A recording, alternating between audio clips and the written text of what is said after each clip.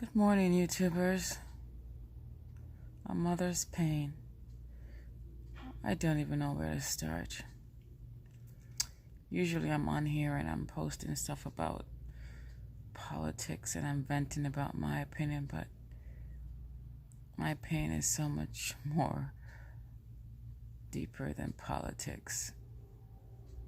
A mother's pain. I haven't been able to sleep for months. Since I found out about this situation here I'm about to share, I haven't been able to sleep for months.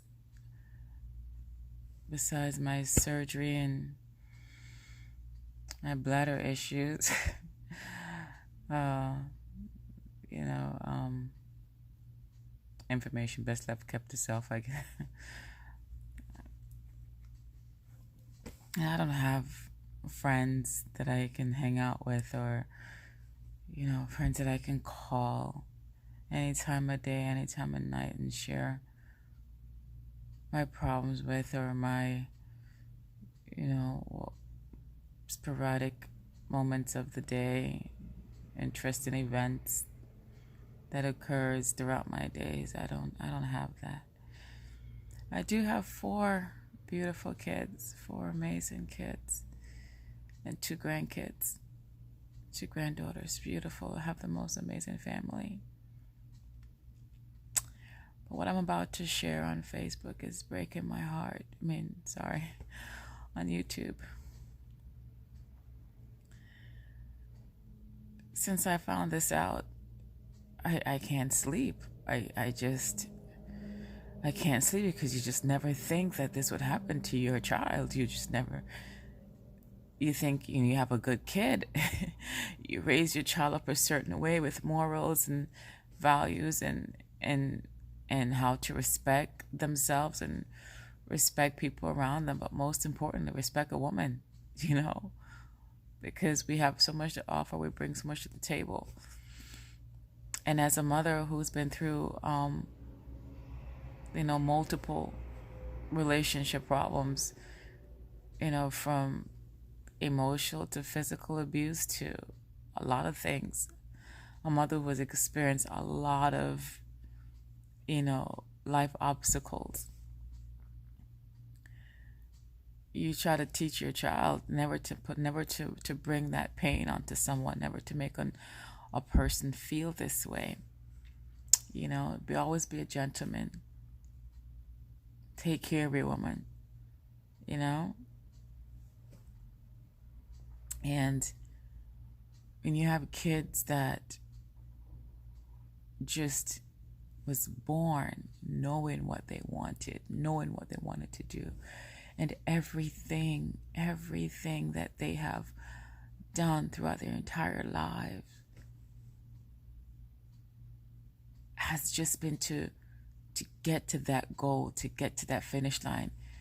To be a parent that never had to scold your child for school or wonder what kind of, trouble they're going to get in today, or from thinking that are they going to start sagging their pants,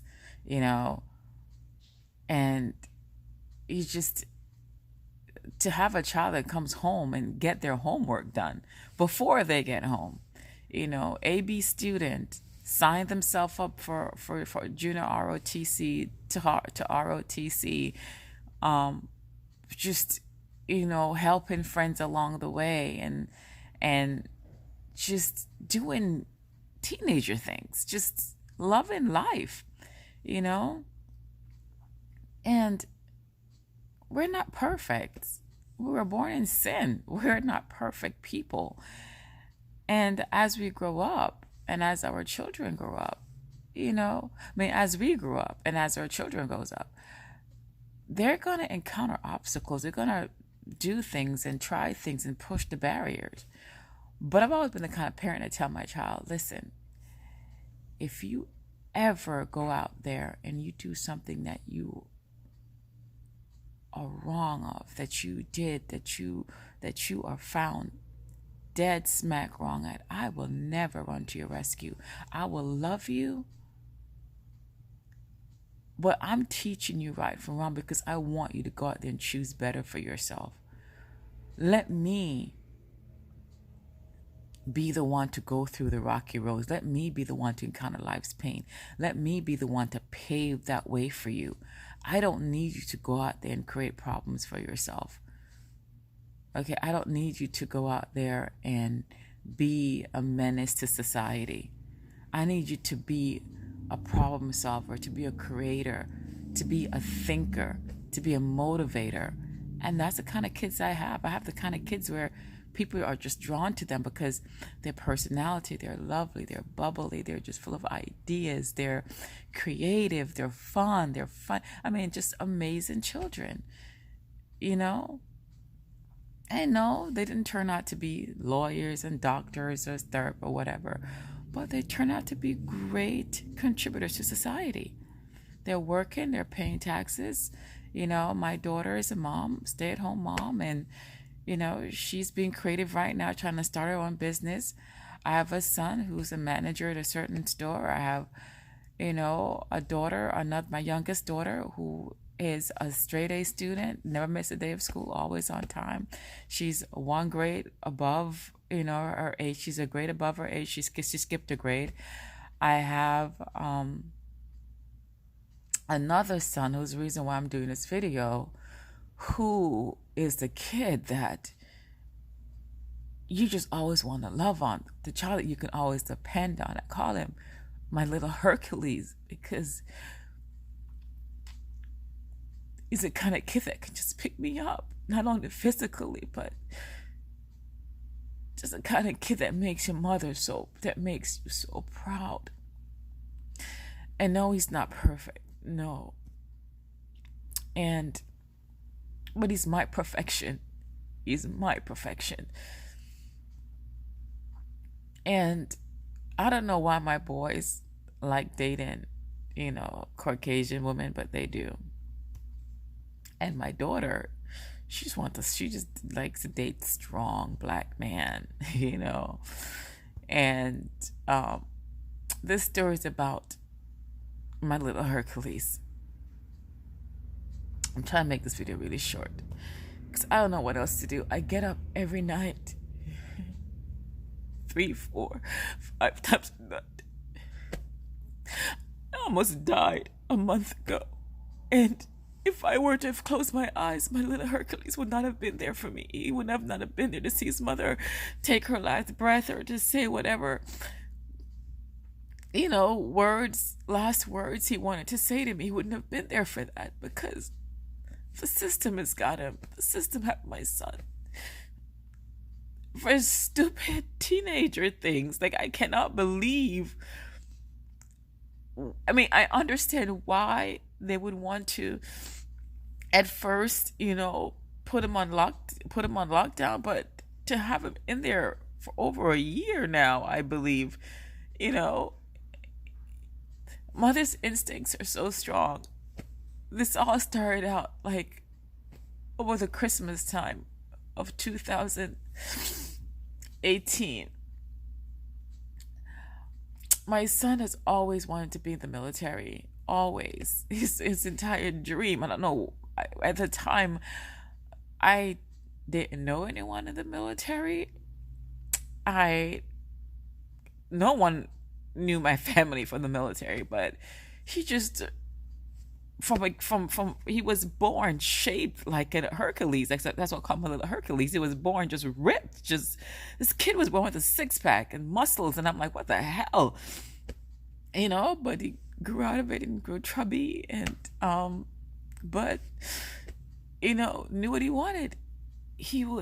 This is the one kid that would. I'm pretty sure there probably other kids like this, but all he wanted for Christmas and birthday gift was Legos. That's all I had to buy him was Legos. He didn't want anything else. He didn't want expensive Nikes. He didn't want expensive cell phones. He didn't want laptops. He didn't want any of that. He just wanted Legos. The kid would go in the garbage bin, and we would go out there and dig up go through the garbage for things he could build military fighter planes on and fighter ships, and just landing ships and just anything creative for the military. He would just build these things and be so proud of them. He would, in guns, he would make guns too and hang them up, in his rooms. Things he was so proud of, he couldn't wait. When he got my things at home, my vacuum, my radio, my Hercules would just rip them apart, and I'm like, Nicholas, by the time I get back, you better put my stuff back together again. And before I could get halfway down the road, he would call me, Mommy, I did it. I fixed it. I put it back together again. And I'm like, what? I can recall when he was just like 4 years old. I was getting to know a neighbor, and he was we were engaged in a conversation. And before my friend and I started talking, I went to the office and I got an air filter. And I had it rest on my leg, sitting on the ground, rested on my leg. We're by the door talking, and at this time he was going back and forth between his dad's family and my home, because I couldn't afford to take care of three children at the time, so he had to be the one to be sent away. And he came back to visit, and I remember my little Hercules in his little Pampers. I didn't even know at the time that he came and took the filter. And my friend and I finished conversating, and I was like, oh my God, where's the filter? Like, did I not go get a filter? I know I had a filter right here. And I walked inside the house, and I'm looking like, did I even we were so engaged in the conversation, I didn't even see when he came out and took the filter. And I went in, and I'm like, oh my God. And I thought out loud, I can't believe I don't have no idea where the filter is. I know I went. He's like, Mom, I did it. I fixed it. I'm like, what did you fix? What did you do? He's like, I fixed it. And he took my hand and he walked me to the heating room, and the heater closet. And he opened up the closet door, and he said, there, I did it. And I'm like, you pulled the filter, you changed the filter? He's like, yes, Mommy, I did. And I have never changed a filter in my life till this very day. Never. This kid has never seen me. I didn't even know the filter was there. The filter, whatever, the filter was the AC filter was located there. I didn't even know that. And the next morning, I called the maintenance people to come in to verify that that's where the filter is supposed to go. And they came in and they verified it. And they're like, yeah, he did it. It's right. I was so shocked. And that's been Nicholas' life journey till now. The kid who's always surprising me, who's always doing great things.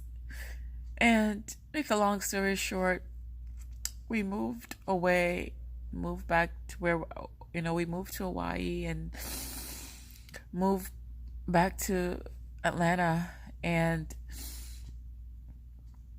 my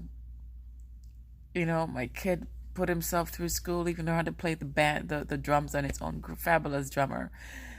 And he came here. Nicholas is not the type of person to invade people's space. He's not the kind of guy that will go out there and make friends. Like I say, people are just drawn to him. He's not the kind of young man that will go out there and ask a lady out. A woman just always come to him because of his personality. He's beautiful.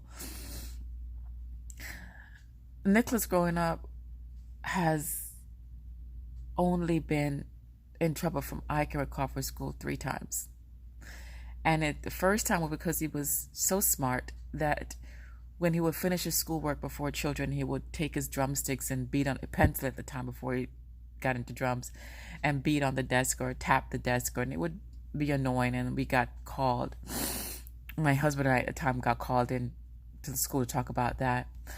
Another time he got in trouble was, I believe, was still in middle school, I believe. No, elementary school again. He would draw things of the military and wars and fighter planes, and I guess they thought that his drawings were terroristic. He shouldn't be drawing, war stuff. So got called and talk about that. And Another time he got in trouble in school was in middle school in Hawaii. Because I married an American. I married a Marine, and we got relocated to Hawaii, and my husband now is a Marine. And at the time we got relocated to Hawaii, and he got in trouble there, and it wasn't anything. Well, they thought it was major enough to try to arrest my child, and Nicholas knew that I was come home that wasn't going to put up with what he got in trouble for. So, he was like, "Man, my mom is coming. Take me away. She's going to do more harm to me than you guys ever could. So just get me away from her. She's crazy." So yeah. And since then, he's just been smooth sailing. It was never anything, really out of the norm. He loved target shooting growing up because he wanted to be the best. I forgot what you guys call him, whatever shooter are in Marines, a name for no snipers, I guess. You want to be the best sniper shooter there is for long range, short range, just want to be good. So he was always practicing from a kid. He was just making his own gun. And, when he got of age, I started buying him like BB guns to target shooting. And okay, fast forward, try and make the video short. Moved to Georgia. He was recovering from a broken heart because he was dating a beautiful young lady there, and he was trying to get over her. And just, oh my God, to see my children are lovers. They are lovers of life, lovers of people. All my boys want is just to get married and settle down. One of my boys wants family, but Nicholas doesn't want a family. He just wants to travel the world and be a Marine, be the best damn Marine he can be. And he wants to be a defender of this country and a defender of everyone in this country. And that's all he wants. And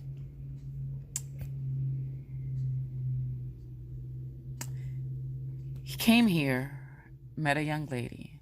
She was troubled. He was brokenhearted. He motivated her to become the woman that she is. She motivated him. She added more motivation to his wants and his journey, and they both helped each other. They both balanced out each other. I thought they were going to get married and have beautiful kids together and just live a beautiful life. She is Caucasian, of course, a blonde. My son is African American. Her parents did not approve of them being together, so the father did everything he could to break them up, falsely accusing my child of certain malicious, just really disgusting behaviors. And at the time, I guess she loved him, or she was trying to find out what love is. But Nicholas, my children, knows what love is. They know how to give it. They know how to respect it, how to cherish it, and how that love comes from deep within. And Nicholas loved this young lady, gave her everything. And he would come to me and said, "Mom, I can't get your mother a gift this year because I need to buy something for Megan." And he would say, "Mom, I'm not going to get a Christmas gift this year. I need to get Megan her Christmas gift." I'm like, I would buy her things, and, Victoria's Secrets and just all kinds of stuff I would get her. And he would go offline and order her military gear. So when they were going out to their heavy metal concert, because Nicholas is very much into drums and heavy metal and hard music and hard rock. So, she would just have the best of him. And was he the perfect boyfriend like every relationship? No. All men have their flaws. And he went off to boot camp, and did his thing. All of us went, her and and our family shared a room together. We, had a great time. Nicholas succeeded boot camp, graduated, and on the way back, he was so excited to see her, and she was so happy to see him. And I'm looking back as I was driving him, taking him, returning him home for his couple of weeks visit. I'm looking back in my rearview mirror and I'm looking at him and he's just the happiest camper and she's happy and they're holding hands. I'm like, Nicholas, what's next? And he's like, Mom, I'm gonna marry this woman. Marrying Megan. That's what's next. And I'm like, just this big old smile because I'm like, I can't wait to plan a wedding because I'm great at things like that. I've done a few here in Atlanta before I moved to Hawaii. And I'm like, yes. And okay, so I'm like, next chapter, everything is gonna be great.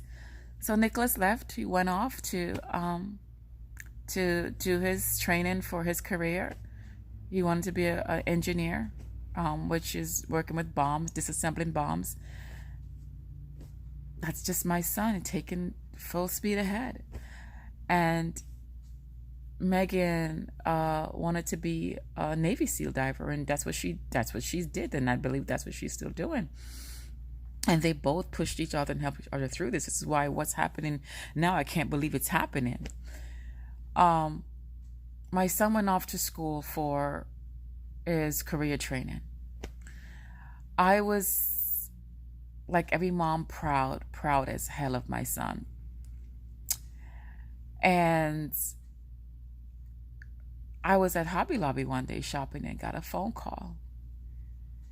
And it was my little Hercules crying his heart out. Mom, she's gone. I'm like, what? Like, Mom, she's gone. Just so destroyed, so distraught, so hurt. He's in pain. It's like, Mom, my dream, my everything.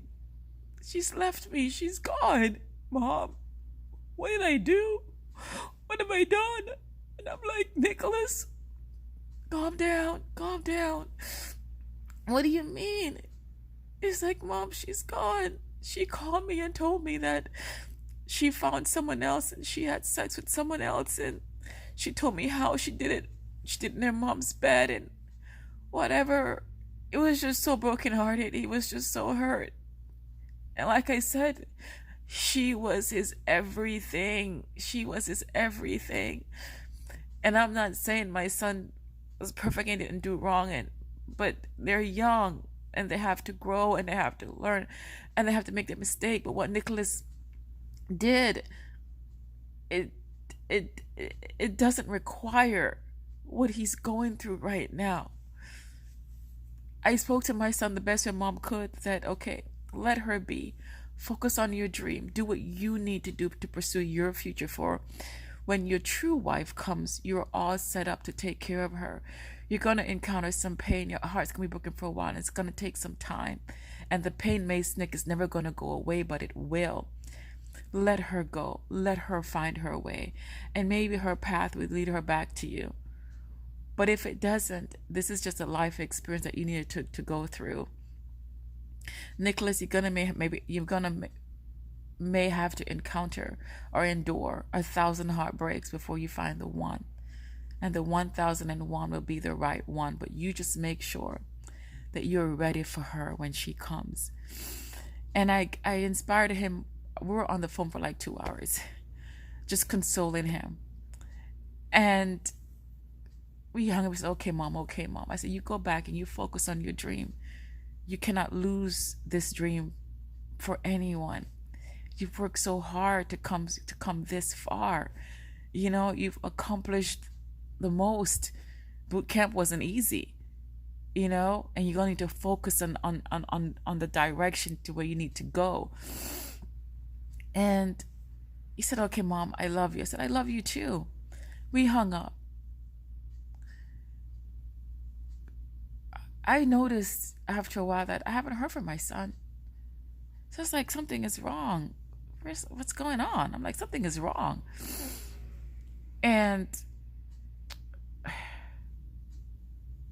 he came here for Christmas, and something happened on my part between my husband and I. And Nicholas found out. He was devastated by it. He was distraught. And he cut off communication with me. And I knew that news, with the heartbreak from his girlfriend was going to be devastating for him, and the outcome may not be good. So I kept calling my husband, because my husband and him are on the same military base in North Carolina. So I was like, okay, something is wrong. Something is not right. Months has gone by and I'm not hearing from my son. I'm like, what's going on? So I kept calling my husband. I said, you got to call Nicholas. Go see Nicholas. Find out what the hell is going on. Something is just not right with my son. Something is not right. Go find out what's going on. I can't hear from him. I'm texting him, apologizing for the news he just received or months ago received. And I know Nicholas is going to hurt for a minute, but he's going to reach out to his mother. And my oldest son is not talking to me. My daughter is somewhat, angry at me. But I'm like, Nicholas, my Hercules, like, what's going on with him? This is so weird. Like 6 months go past now. 6 months has gone by, and I'm at where my client called me and said, Angela, you need to call Nicholas and find out what's going on with Nicholas, because I just received the weirdest phone call, and that is not Nicholas, because he knows Nicholas too. Like, everyone knows him. He's adored by everyone. Everyone that my son encounters falls in love with him. So I was like, what? He's like, yeah, I just got this prank phone call and trying to, like scam me, and because I work for wealthy people, and it's like, that's not Nicholas. So you need to find out what's going on. Someone may have gotten his phone or going through his phone list and making these weird phone calls. So I called my husband, like, listen here, this just happened. You need to go find out what's going on. He went and he found out that my son is in military jail. Just sitting in there for months, and I had no idea. I had no idea that my son has been in jail for months. No one, maybe he told him not to call me. I can understand why, because he would feel disappointed. He would say, oh my God, my mom told me, and I completely went against her wishes. Just like the day he got in trouble in school, and he would prefer to just deal with the law and not dealt with me, because he knows that mommy don't put up with bullshit, and he knew that I was so proud of him. He didn't want to break my heart. He didn't want to disappoint me. So he would have preferred to have been there and not let me know, not let me come to his rescue and defend him and fight for him. So we finally found out. And it's been almost a year now, and he's still there. Hasn't got a court date for September. But my thing is this: after I try to get help for him, I can't afford the money that they're asking me for. He's got a military JAG officer, and basically what happened is that he was so hurt by the breakup, he sent a disturbing text to his girlfriend.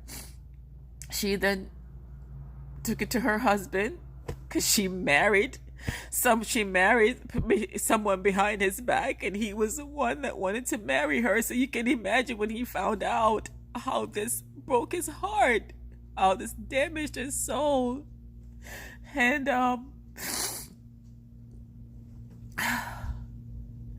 took it to her husband. Her husband took it to their military people, and they got back to his military people and commanding officers, and they gave him a warning. And he found out she married this person now, and another stab in the heart. And he reached out to her again and said some more bad things. I'm just telling you from what I know. I don't know everything, okay? I'm just telling you from what my son has shared with me, because he knows me. He knows how I can just get really just unstable emotionally, because I everything is on my sleeve. I'm a very emotional person. And I'm like, okay, Nicholas, why won't they let you out? At least let you work until you go and until trial days. Like, Mom, I don't know why they won't let me out of here. You know, right about now they're trying to find all kinds of different things to pin on him. It's just ridiculous. And I can understand why the system would want to, go through all this, because you'll never know who is who. You'll never know who wants to bring harm to someone. I spoke to him this past week, and he's like, Mom, I don't get it. I don't get it. I would never hurt her. I was angry. He says, Mom, I deserve punishment. I deserve something. I deserve something, but they're taking my whole life away from me. Everything I've worked hard for, they're taking away from me. He said, all I did was love her. I gave her everything. That's all I did. And now they're trying to say I'm a child rapist. I'm this really awful person that I'm not. And I said, Nicholas, I didn't even know what to do. All I could do was like, you gotta fight. You gotta fight. You gotta fight the system, because the system will tear us down. You are a black man who loved a white woman, and that is what you're being punished for. And I don't want to put my son's entire business out there, but I can't sleep at nights. I don't know what else to do. I don't know. I wake up thinking about him. I go to bed thinking about him. I go through my days thinking about him, because he doesn't deserve, he deserves some punishment. He does. And I would beat his ass. If he were in front of me, I would beat his ass. I'll be the first person to probably smack him across the face and just slap some reality check in him. Like, what were you thinking? But put yourself in his shoes. I know what a broken heart feels like. I know what it is to love someone completely and wholeheartedly from the depths of your soul, and then they break your heart like that. It's not a good pain. It's just not. And I know a lot of us out there have had to go through those traumatic moments in our lives, and we all deal with it differently. And my son has had to deal with a lot of disappointment, like his father walking away from him. And I've scarred his path too. Even though I tried to clear the path for him, I've scarred it. And he was just in love, and he did some stupid teenager thing, but the law doesn't see it that way. According to the law, he's an adult, and he would get treated as such. Never got in trouble with the law. Never. Not a speeding ticket that I know of. Nothing. Just a good kid. Just a really good kid who wanted to fight for this country, who wanted to put his life on the line for this country, who wanted to protect me and everyone in this country. Nicholas didn't join the military for traveling purposes. He didn't join the military so he could have a free plane ticket to be all over the world. He didn't join it for educational, to use it to put him through school. He didn't do that. He joined military to be creative, to someday create the best war weapons for this country, to build the best bombs, to build the best fighter planes, to build the best to just build the best ships. That's what he wanted to do. He wanted to create something new for this country. And for the country to be treating him like a common criminal, it's just really horrible for me. Because I know his sacrifice. I know how hard he studied. I know never missed an ROTC meeting, never missed. When he got recruited, he signed himself up. No one had to come and get him. He went there. He didn't complain about bone spurs. He didn't try to hide away from combat. No, he didn't. He did not. And people have done much worse out there. and they're not being persecuted, and they're not behind bars, Mr. 45. I just want my son home. I just want to hug him. And when he called me and told me, Mom, they want me to plead guilty for things I did not do. He said, I will plead guilty for everything I've done. I will admit, I have admitted to all I've done, but all the other stuff, Mom, I didn't do it. I didn't do it, Mommy. He said that to me. It's just like that. I didn't do it, Mommy. And that word broke my heart. My client came home and he saw that I was so hurt. As much as I tried to hide it and do my work, and he walked up to me and he said, come here, Angel. And I put my head on his shoulders, and all I could do was just sob on his shoulders. And no, my children, I've taught them not to lie. Be a man. Face the consequences. You're gonna deal with the hand that you have created for yourself. But sometimes we may have started the process, and then the system will finish it for us. Life is unfair. But sometimes it doesn't need to. People, I always tell my kids, life is great. It's beautiful. I used to tell my kids to walk out in the middle of the street and you put your arms out as wide as you can. That's how big the world is. That's how much of it you can get. It is endless to your achievements. But people will come in your way and narrow your path. They will shorten. They will try to suffocate what you're trying to do. They will try to interrupt, disturb, and destroy what you're trying to achieve. But you can't. You have to fight. Don't fight life. Okay, create. But sometimes people put their path into your path, and you're gonna have to push them out the way sometimes. And I'm telling Nicholas, the time you're gonna have to push people out the way, you're gonna have to fight, son. Just hang in there. Be strong. I named you my little Hercules because you are strong.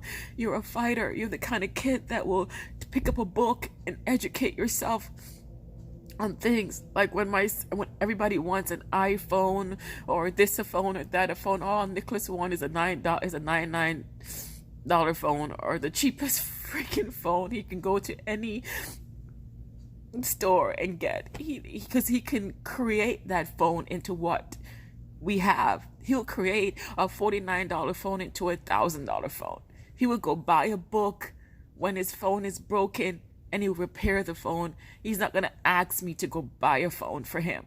Like, Mom, and he will go cut grass to earn his money to pay to fix his broken phone. He doesn't come to me for money. Ever since he was a kid, he made his own money. He would go work on the truck with his uncle. As little as he was, 4 years old, moving furnitures across the United States, and earned his money. He's always earned his way. We're not perfect. Nicholas is not perfect. But he was trying to make this world a better place, and now everything is ripped away from him. I don't know who's gonna see this video and who's gonna, empathize with what I'm going through. Like, I've been through what I'm going through, but I'm doing this video because I don't see it out there, and this is a mother's pain, and all mothers hurt for their children. But I'm saying this: be strong for your child. Okay, keep praying, stay on your knees. Okay, just make sure your child knows that you are there for them, you love them. And this system for a young black man is no joke. It's no joke. Doesn't matter who you are or what you do, they're gonna get you one way or another.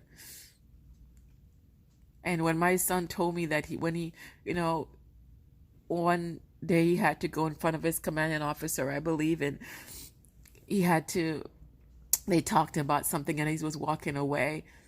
He heard them called him a really disrespectful, loathing name. And he says, Mom, I don't want to be here. He said, if I could go back and if they would give me the right to come back to the military, to be a Marine, I wouldn't want to. He said, I cannot believe what they said to me, what the name that they called me. I'm not going to repeat it on here. But he's like, wow. And I told him, Nicholas, be bigger than that. You know, don't feed into that. Just another way they're trying to tear you down. I know what you are, and you know what you are. Don't let people label you. Don't let a bunch of white men in uniform that think they're better than label you.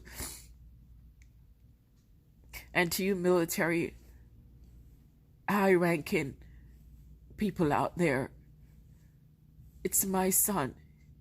It's other people's son that you're looking at that's putting their lives on the line for you, for this country, because at the end of the day, you guys are in an office and our sons are on the front line, okay? And for you to have called my son the name that you called my son, as a mother, you're hurting me.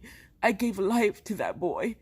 I gave life to that strong black young man who have the guts and the nerves and the courage to do what our president refused to do and what others won't do. He went to you. You didn't have to come to him. And he's made me proud. I'm a proud mother. A proud mother. You understand me? A proud mother whose heart is breaking for my child. You guys don't understand his story. If you understood his story, you would set my son free. You would listen to his heart and not try to make bigger of what he has done. Believe me, I get it. I understand. I'm 46 years old. I am not stupid to this world.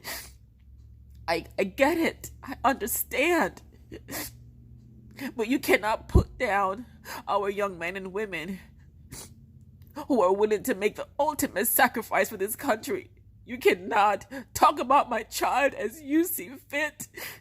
You don't have the right to do that. You don't have the right to talk about my kid. You don't know his struggles. You don't know where he's been. You don't know what he's gone through. How dare you? How dare you?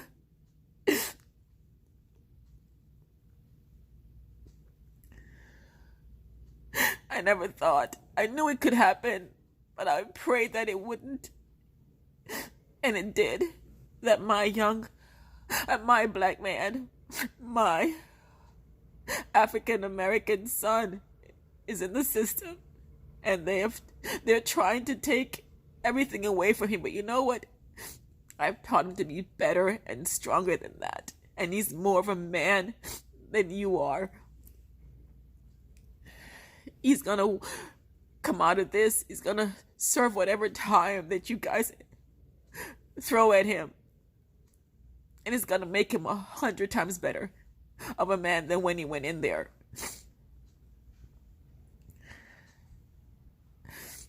So, if any mother is going through what I'm going through right now, regardless military or not, stay strong for your child. Weeping may endure for a night, but joy comes in the morning. It may not be this morning, but maybe one morning. My son and I have God on our side, and we're going to be good. But I can't help missing my child. I can't help missing my son. I'm going to end this video now because it's almost time for me to take my meds.